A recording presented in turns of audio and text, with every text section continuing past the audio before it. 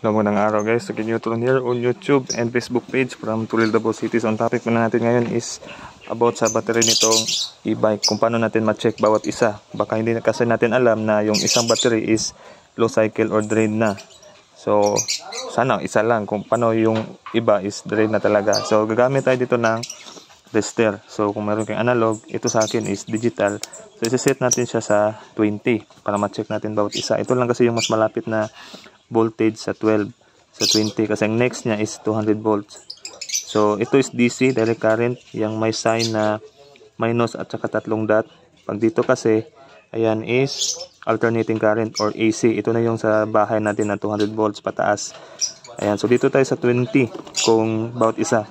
I-check natin bawat isa. Yun yung importante, bawat isa ang ma-check natin ngayon. Tuturuan ko kayo. So bago yun, i-check ko lang muna itong output niya. Malakas ang voltahe nito, hindi tayo pwede sa 20 kasi naka-plus na tong apat, naka-series kasi siya. So bago natin i-check yung bawat isa, dito muna ako mag-check para makita din natin kung may abnormal na isa. Kasi kahit dito lang ma-check natin na may nag-low cycle na battery. Yan o, ito yung papunta sa e-bike na board. So punta tayo sa 200 volts kasi wala siyang 70 ganun basta 200 volts. Kasi ito is 12 plus 12, 48. So, ma-recommend ko bagong full charge nyo siya, dapat gawin ito, yung test natin. So, 13. So, dapat nasa 52 volt siya. So, ngayon, ang reading niya is 53. Naging 53 siya kasi 13 point. May mga point kasi yan siya. 13.33, 13.34, ganun. Kaya nagiging 53 instead na 52. So, red test pad ng ating tester sa positive. Yung red sign na yan or wire. May plus yan siya dyan. At saka dito. Ayan. So, nagiging 53.1. So, dito kayo mag-check. So, ngayon, doon na tayo sa importante na i-check natin yung bawat isa. Tatanggalin ko to. Ito. At saka ito. Pwede tanggalin lahat. Basta tandaan nyo lang kung saan siya nakabit. Para ma-check natin bawat isa. Ito yung best way ko na gagawin. So, tatanggalin ko lang yung kanyang series. So, pause ko lang muna. Kaya, natanggal ko na.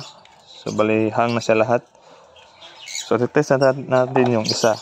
So, meron yan siyang blue means negative. Yan. At saka plus, positive.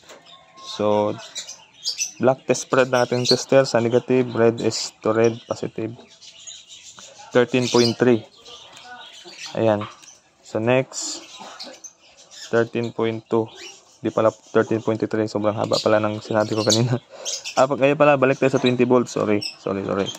Ayan. Kaya pala. So, yan, 13.33. Ayan. 13.30. At saka, pwede nyo namang ditanggalin pero mas accurate kasi, mas maganda kasi matanggal natin. Ayan, 13.27. 13.29. Yan, kung may nag-drop dyan, for example, ito, bumaba na siya ng 9 volts, kahit full charge, low cycle na yun, or nag-drain na siya. So, papalitan, or kung may nagre-repair, mas maganda para mas less tayo sa gastos, kasi medyo may kamahalan tong battery na to. Yan. So, ulitin natin. Bawat isa is 13.29, 13.27, baliktarin ko yung test pad, kasi dito na yung blue. 13.30, at saka yung last is 13.33. Ayan. So, dapat hindi siya mag-low voltage na below 10 volts or 11. Ganun.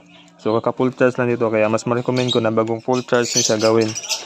So, ganito lang yung basic tips para malaman nyo kung okay pa yung apat na battery. Kasi nabili namin to January 2. Kakatapos lang ng New Year. May 3 months pa kasi siyang free replacement warranty sa battery. So, kaya tinay ko siya ngayon. So, by the way, nabili ko nga po namin to is 10.5 dito sa Tulil, Lisada. Sa Duming Steel. Lisada, Tulil, Davao City. Meron din silang 9.5. Ayan, depende sa specs. Meron kasi itong switch, horn, signal, at saka headlight. Then ito yung kanyang speed. So, depende kung may mag-comment na review sa review nito. Kasi marami silang design. Global yung brand nito. Marami silang design. Ito is latest version or model yata nila kasi yung board niya, yung set board na may date doon na 2023. So, bilhin ito ni Mrs. para makapag-practice siya para daw sa pagmumotor niya soon. So, ayan, i-review natin to. Depende kung may mag-comment kung ilan yung takbo niya at saka yung ibang specs pa. So, ganun lang, yung basic lang muna. yung itinuro ko sa inyo. Kasi yung iba kasi madali na lang malubat or may makikita kung nagtutulak kahit bagong charge pa lang. Baka kasi hindi nila alam na low voltage na yung or low ampere ng ibang battery niya. So ganun lang. Kung hindi kayo marunong sa tester, kung hindi digital yung gamit niyo, meron kayong analog, yung parang timbangan, magpaturo kayo kung iset niyo siya sa kung mag-check kayo dito sa output, magpaturo kayo kung paano i-set yung kanyang DC sa settings. So, ganoon lang po. Maraming salamat sa panonood. Basic tips lang muna at attendance sa YouTube channel ko kasi wala na akong upload. So, maraming salamat and stay safe sa atin lahat.